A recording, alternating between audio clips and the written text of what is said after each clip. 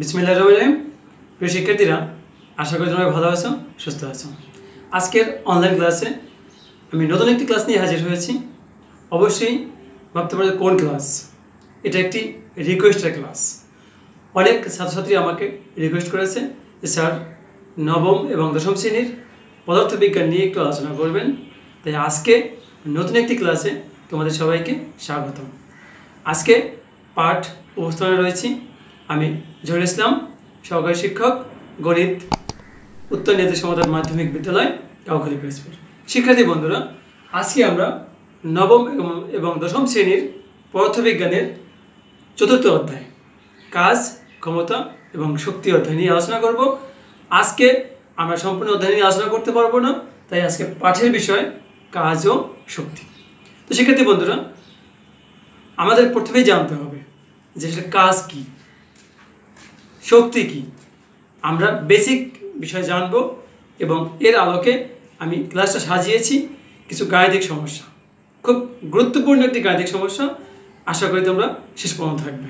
তা আসো আমরা প্রথমে কাজ নিয়ে আলোচনা করি। শিক্ষার্থী বন্ধুরা, কাজ।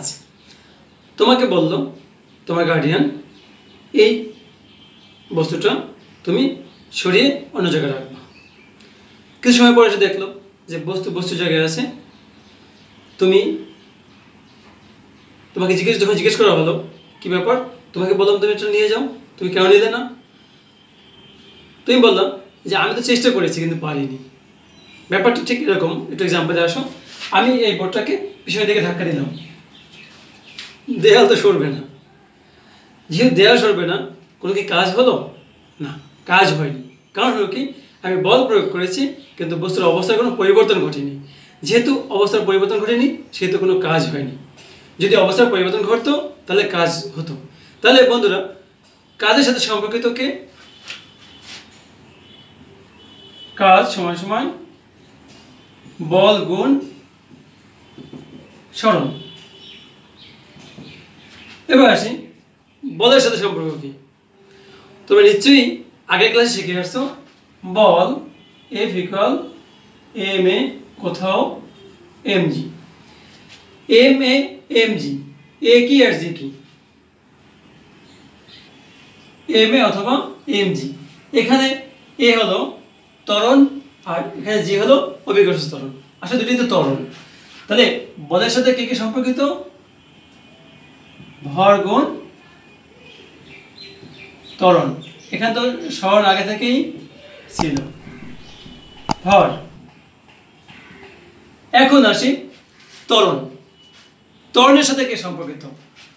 ত্বরণের সাথে আমরা ত্বরণের সংজ্ঞা থেকে পাই কোনো বস্তুর বেগের পরিবর্তন, একক সময়ে বেগের যে পরিবর্তন হার। তার মানে কি, ত্বরণের সাথে অবশ্যই সম্পর্কিত বেগের হার। বেগের হার বলতে কি, বেগ বাই সময়, সরণ। তাহলে ত্বরণের সাথে সম্পর্ক রয়েছে বেগের এবং সময়ের।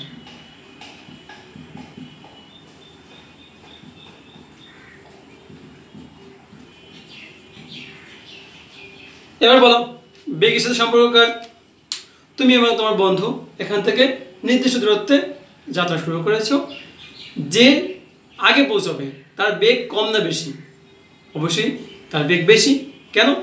নির্দিষ্ট দূরত্ব যে যত কম সময়ে অতিক্রম করতে পেরেছো তার বেগ তত বেশি। তাই বেগের সাথে সম্পর্ক হলো দূরত্ব এবং সময়ের। তাই বেগ সমান দূরত্ব বাই সময়।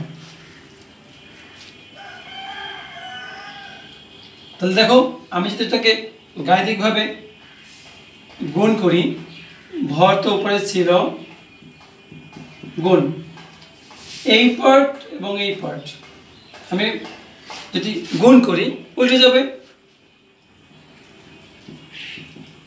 দূরত্ব সরণ সময় গুণ সময়। ব্যাপারটা কি দাঁড়ালো? সরণ আর দূরত্ব এক্ষেত্রে একই কথা। তাহলে লিখবো দূরত্ব স্কয়ার সময় স্কয়ার। ভরকে প্রকাশ করা হয় এম দ্বারা, দূরত্বকে প্রকাশ করা হয় এল দ্বারা, সময়কে প্রকাশ করা হয় টি দ্বারা। M L square T to the power -2। T square হর থেকে যখন লবে চলে যাবে তখন পাওয়ারটা মাইনাস আকারে যাবে। এটাকে আমরা থার্ড ব্র্যাকেট দিয়ে প্রকাশ করব। যখন থার্ড ব্র্যাকেট দিয়ে প্রকাশ করব তখন আমরা কি পাবো? কাজের মাত্রা পাবো।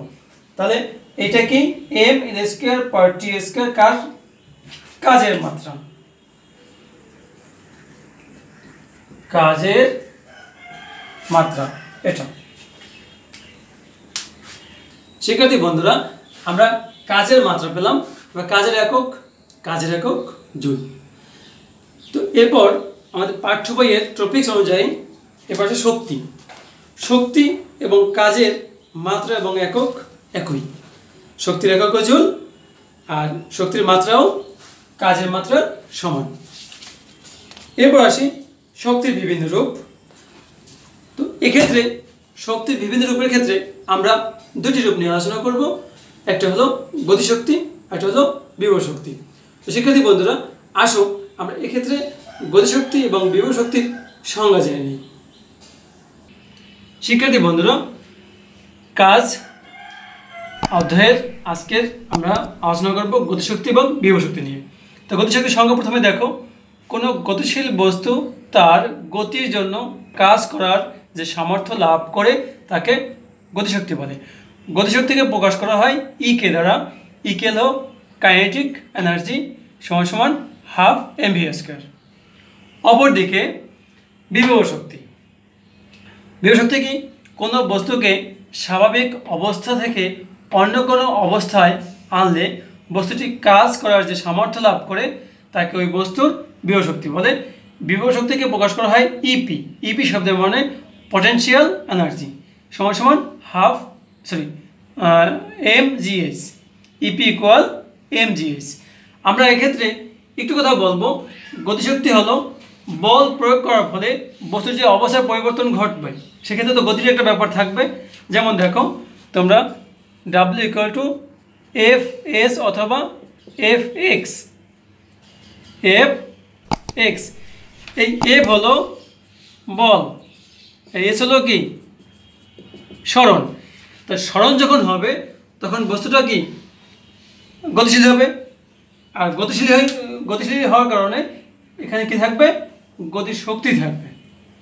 অপরপক্ষে বস্তুটা একটা জায়গা থেকে যখন অন্য জায়গায় গেল তখন কাজ করার যে সামর্থ্য অর্জন করছে সেটা ওই বস্তুর মধ্যে সুপ্ত অবস্থায় রয়ে গেছে।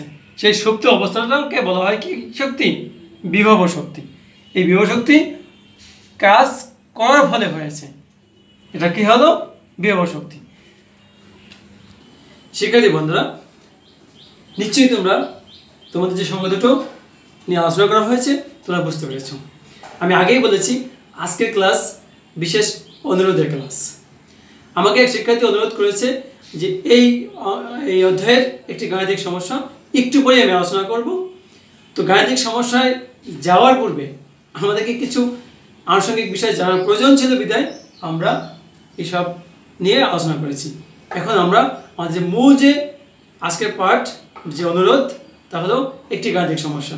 শিক্ষার্থী বন্ধুরা, চলো আমরা গাণিতিক সমস্যা যাই। শিক্ষার্থী বন্ধুরা, তোমরা বোর্ডে একটি গাণিতিক সমস্যা দেখতে পাচ্ছ। এই অবস্থানে একটা বস্তু রয়েছে, বস্তুটাকে এই অবস্থা থেকে নিচে ফেলে দেওয়া হলো। তা বস্তুটার ভর কত? 10 কেজি। ভূমি থেকে মোট উচ্চতা কত? 50 মিটার। এ থেকে যখন বি অবস্থানে আসছে তখন সে 20 মিটার দূরত্ব অতিক্রম করেছে। এই হলো ইনফরমেশন। প্রশ্ন কি? চিত্র হতে দেখাও যে এ বি ও সি বিন্দুতে মোট শক্তি সংরক্ষিত থাকে। তার কথা মানে হলো এ বিন্দুতে যে শক্তির পরিমাণ, বি বিন্দুতে যে শক্তির পরিমাণ এবং সি বিন্দুতে যে শক্তির পরিমাণ সর্বদা সমান থাকবে। ঠিক আছে বন্ধুরা, তাহলে আসো আমরা এর সমাধানের চেষ্টা করি। শিক্ষার্থী বন্ধুরা, প্রথমে আমরা ছোট্ট করে চিত্রটা এঁকে নেব।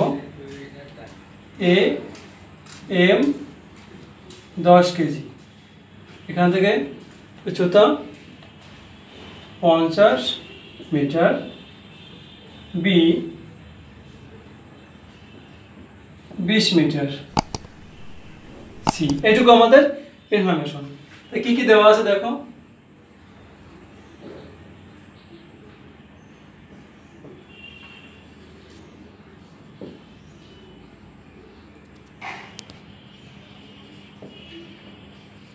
বস্তুর ভর m সমান 10 KG, AC equal 50 metre, AB equal 20 metre.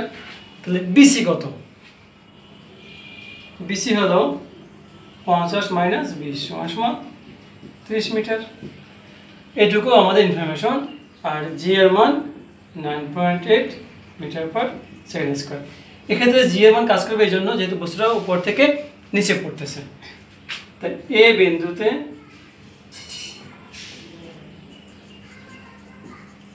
গতি শক্তি E K equal half M V square, half into 10 into V. শিক্ষার্থী বন্ধুরা, বস্তু যখন এ বিন্দুতে অবস্থান করছে তখন তার তো কোনো গতি নেই, গতি শূন্য। তাই এখানে ভি এর মান কত? শূন্য। শূন্য দিয়ে কোনো কিছু গুণ করলে কি হয়? শূন্য।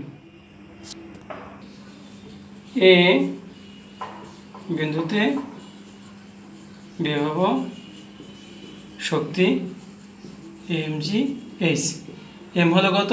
বস্তুর ভর 10 কেজি, জি তো জানি আমরা 9.8, এইচ এর মান কত? 50। গুণ করলে কত হয়? 4900 জুল। তাহলে আমরা কি লিখবো? এ বিন্দুতে মোট শক্তি ইকে যোগ ইপি, ইকে 0, ইপি 4900। কত হলো? 4900 জুল। বিভব শক্তিকে প্রকাশ করা হয় ইপি দ্বারা, ইপি। তোমাদের মনে প্রশ্ন, স্যার এই যে এইচ এর মান 50, এই 50টা কেন হলো?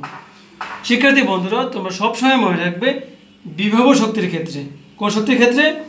বিভব শক্তির ক্ষেত্রে এইচ এর মান হবে বস্তুটা ভূমি থেকে কত উপরে অবস্থান করতেছে।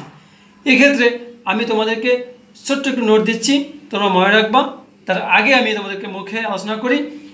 গতিশক্তির ক্ষেত্রে হবে এইচ এর মান যখন বস্তুটা যতটুকু দূরত্ব অতিক্রম করে, আর বিভব শক্তির ক্ষেত্রে হবে এইচ এর মান ভূমি থেকে বস্তুটা কত উপরে রয়েছে।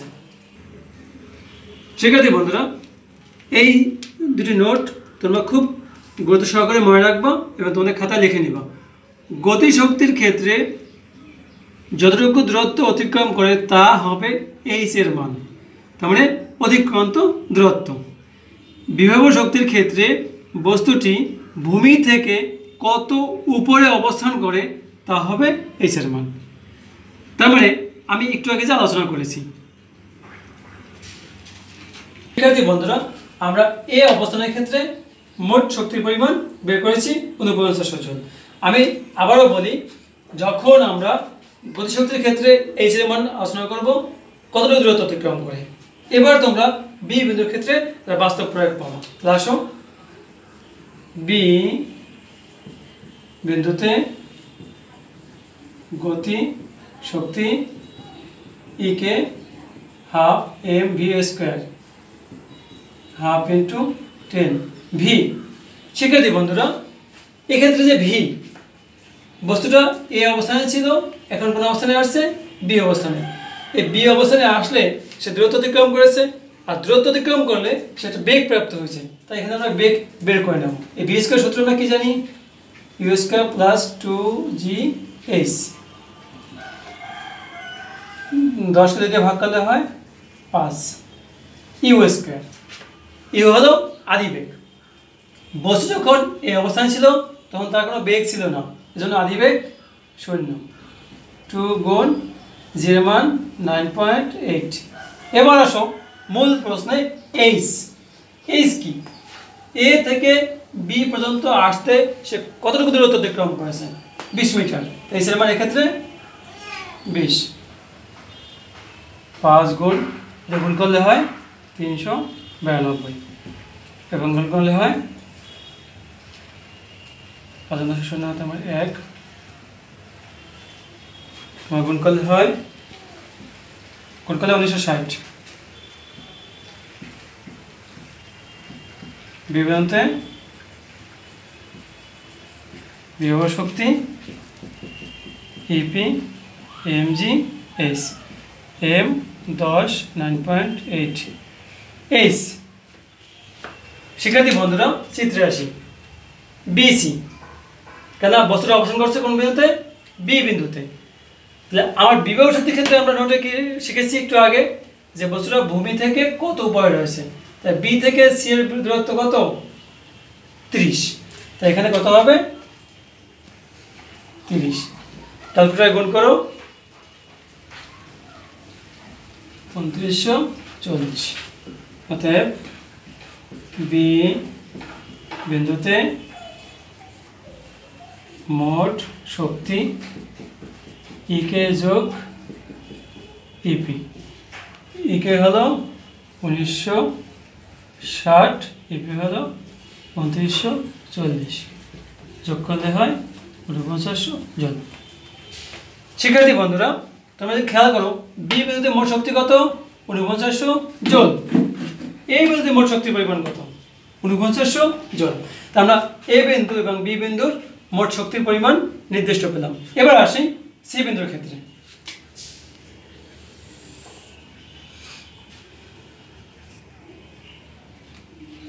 শিক্ষার্থী বন্ধুরা আমরা এর ক্ষেত্রে সি বিন্দুর বের করব।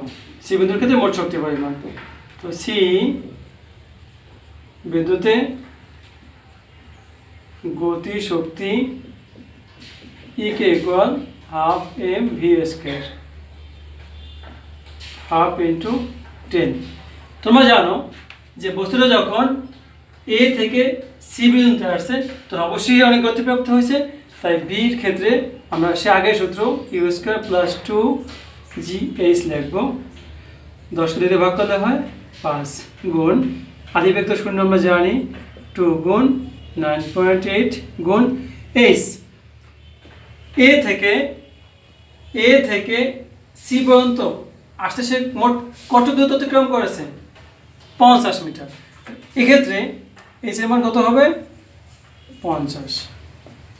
5 গুণ আমরা ক্যালকুলেটরে গুণ করব।